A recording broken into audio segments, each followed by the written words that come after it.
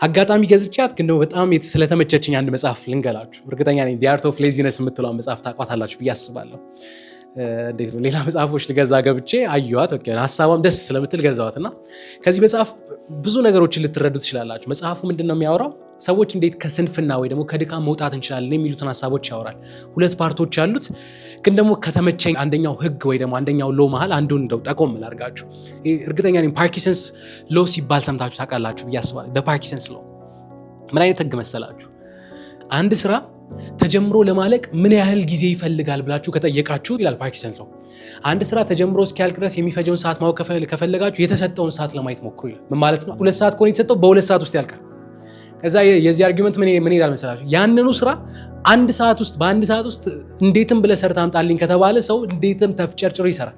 ያቺን ስራ እንደው በ30 ደቂቃ ቢባል ጥራት ላይኖረው ይችላል፣ ግን ስቲል ያልቃል። እና ፓርኪንሰንስ ሎ ምን ይላል? ሰዎች ብዙ ጊዜ ሌዚ የሚሆኑት ደካማ የሚሆኑት ወይ ደግሞ ሰነፍ የሚሆኑት ብዙ ነገሮች እንዳሉ ሆኖ አንደኛው ሰነፍ የሚያደርጋቸው ነገር ሰፊ ጊዜ ያለኝ የሚል አሳሰብ።